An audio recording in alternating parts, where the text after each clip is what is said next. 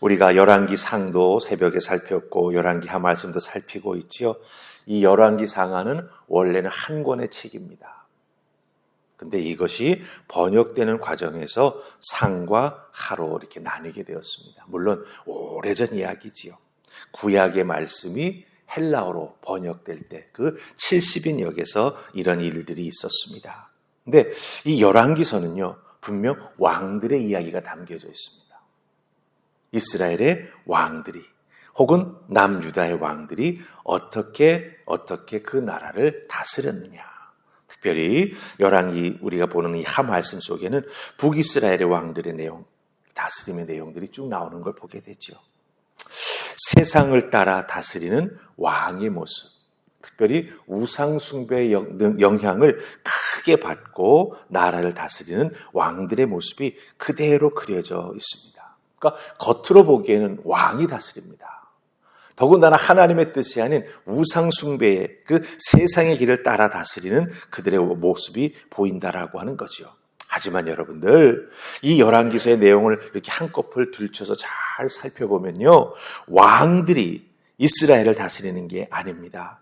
진짜 이스라엘을 다스리는 것은 바로 하나님의 말씀을 전하는 선지자들에 의해서, 하나님의 말씀을 전하는 선지자들에 의해서, 하나님께서 말씀을 그 입술에 붙여주셔서 외치게 하시고 전하게 하시고 행하게 하시는 그 선지자들을 통해서 이 이스라엘이 다스림을 받고 있다라고 하는 것을 우리가 발견하게 된다라고 하는 것이죠. 특별히 그것도 선지자들이 만나는 한 사람 한 사람, 이스라엘 백성들 삶의 가운데서 만나는 한 명 한 명이 그 삶의 자리에서 선지자를 통해서 하나님의 다스리심을 경험하게 된다라고 하는 것입니다. 오늘 말씀 속에서 우리는 또한 엘리사를 통해서 역사하시는 하나님의 모습을 발견하게 된다라고 하는 거죠. 물론 여기에는 엘리사의 제자들, 즉 선지자 훈련을 받고 있는 사람들과의 만남을 통해서 어떻게 하나님께서 또 그들을 다스리시고 이끌어 주시는가 하는 모습을 보게 되지만, 이것을 우리에게 적용해 본다면 무엇을 발견합니까? 선지자의 제자들, 하나님을 믿는 하나님의 사람들, 예수님을 통해서 구원함을 받은 그리스도인들, 교회에 다니는 성도들, 그렇죠? 바로 우리를 다스리시는 우리 주님의 모습이 그대로 여기에 투영되어 있다라고 하는 거예요. 그래서 오늘 주시는 말씀을 통해서 하나님께서 나의 삶의 자리에서 나를 어떻게 다스리시고 이끌어주고 계시는지 우리가 말씀을 통해서 함께 살필 수 있기를 원합니다. 자, 우리 첫 번 살필 말씀은요, 38절, 39절 말씀입니다. 38, 39 찾으셨습니까? 자, 우리 같이 읽습니다. 시작. 엘리사가 다시 길갈에 이르니 그 땅에 흉년이 들었는데 선지자의 제자들이 엘리사의 앞에 앉은지라. 엘리사가 자기 사환에게 이르되 큰 솥을 걸고 선지자의 제자들을 위하여 국을 끓이라 하매, 한 사람이 채소를 캐러 들에 나가 들포도 덩굴을 만나 그것에서 들호박을 따서 옷자락에 채워가지고 들어와 썰어 국 끓이는 솥에 넣되 그들은 무엇인지 알지 못한지라. 아멘. 자, 38절 39절 말씀 읽었습니다. 엘리사가 다시 길갈을 방문했는데 그 지역에 흉년이 들었습니다. 그곳에서 선지자의 제자들이 있다가 선생님이 오니까, 엘리사가 오니까 뭔가 이 흉년을 넘어설 수 있는 좋은 일이 있을 것 같다 하고 분명 모여들었을 것입니다. 엘리사가 그들이 흉년으로 인해서 겪고 있는 어려움, 흉년 들면 어떤 어려움을 겪습니까? 먹는 것에 대한 어려움을 겪습니다. 그렇죠? 식량난을 이들도 동일하게 지금 경험하고 있다라고 하는 거죠. 선지자의 제자라고 해서 먹는 것에 대한 어려움, 흉년 때 경험하지 않는 게 아니라고 하는 거예요. 똑같이 이 사람들도 먹는 식량에 대한 어려움에 직면해 있었다라고 하는 거죠. 즉 굶주림의 고통을 이들도 당하고 있었다라고 하는 것입니다.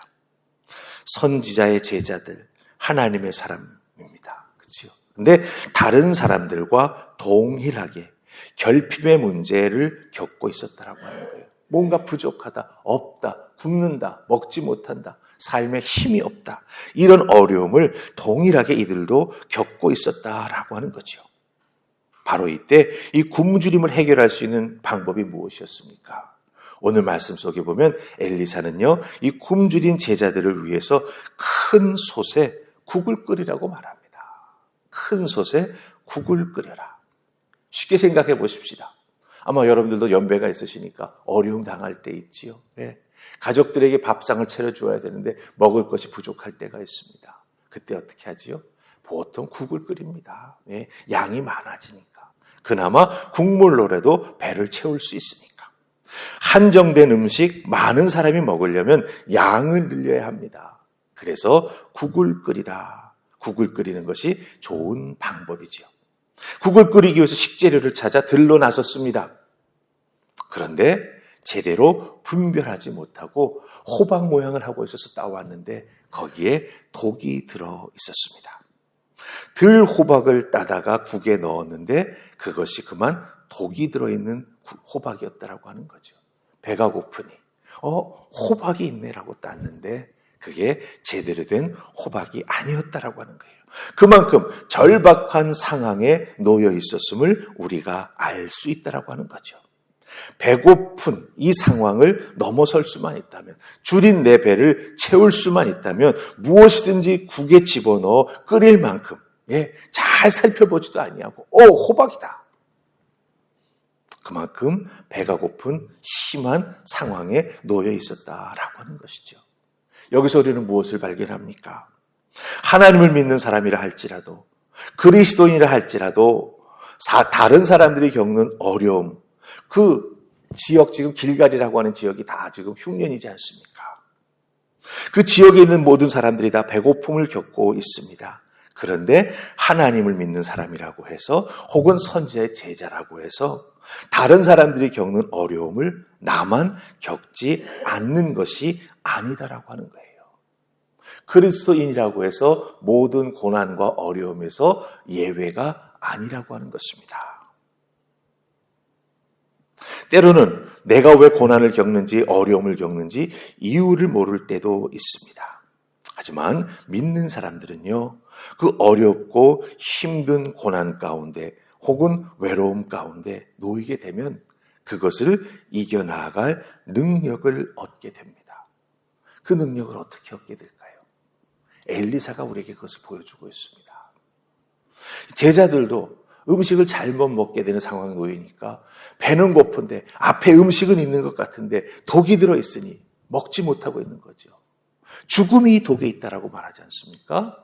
그때 이 어렵고 힘든 문제, 이 배고픔의 문제를 엘리사가 어떻게 해결합니까? 우리 41절 보십시다. 41절 찾으셨습니까? 우리 같이 크게 읽습니다. 시작. 엘리사가 이르되 그러면 가루를 가져오라 하여 솥에 던지고 이르되 퍼다가 무리에게 주어 먹게 하라 하매 이에 솥 가운데 독이 없어지니라. 아멘. 엘리사가 독이 든 국에 뭔가를 집어넣습니다. 근데 엘리사가 무엇을 집어넣습니까? 가루를 가져오라 말하고 그것을 국에 던져 넣었다라고 말하고 있습니다. 그럼 여기서 말하는 가루가 무엇일까요? 특별한 비법의 가루일까요? 아닙니다. 이 가루라고 하는 단어는요, 밀가루를 의미하는 단어예요. 네, 밀가루. 근데 이 밀가루가 양이 많지 않아서 함께 먹을 수가 없었던 거죠. 아주 조금 남아있었던 밀가루입니다.